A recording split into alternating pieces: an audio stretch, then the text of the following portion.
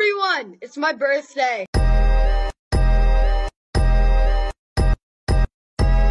Hello po mga madam, may ari lang nga po'y kumakain na nga po kami for today's video. Kasi nga po'y birthday nga po dito ng aking cousin po na si Asmin. Siya na nga po'y 11 years old. Ako po ay 12 years old. Ako na po'y kumain dito kasi nga po'y nagugutom na po si Madam Cherry dito. Ako po'y nasarapan dito sa karne. Ako lang naman pong pagkain ay spaghetti, cake, at bread, tsaka itong karne. Ako po ay nag-iisa lamang dito sa isang table kasi nga po ako nga po ay nag-vlog. Sure. At ang mga cousin ko nga pala ay nasa ibang table naman. Sarap na sarapan nga po ako dito sa niluto ni Mama. Kaya po ay maraming nakain ni Madam Cherry.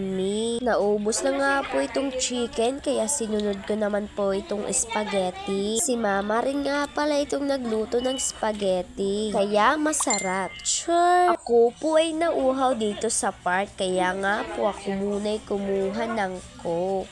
Nakita ko na nga po itong coke at ininom ko na nga po ito. Kasi po ito pong si Madam Cherry may uhaw na. Ako po ay tumitingin na nga po sa kanila kasi nga po ay meron silang pinag-uusapan dito.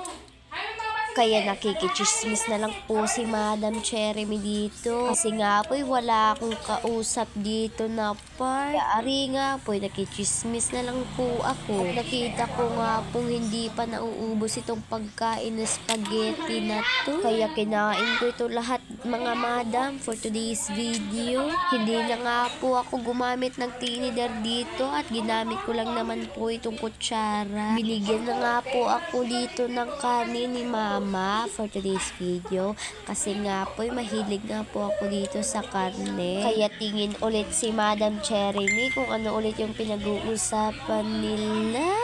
Char! Kaya balik muna tayo sa pagkain mga madam. At arena nga po nakita ko nga po itong cake na nasa table kaya kumuha na nga po ako ito at tinikman. Uy!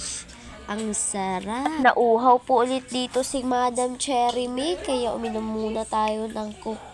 At mahilig rin naman po ako sa soft drinks na coke. Unti lang naman po dito ang handa ng aking cousin kasi nga po wala pang pera. At least may handa. Char! Yan na nga po kumakain si Madam Cherry dyan. Yan na nga po parang halatang busog na po siya kasi po ang tiyan ay bumuburot na. Na pala si Madam Cherry yun lang po. Thank you.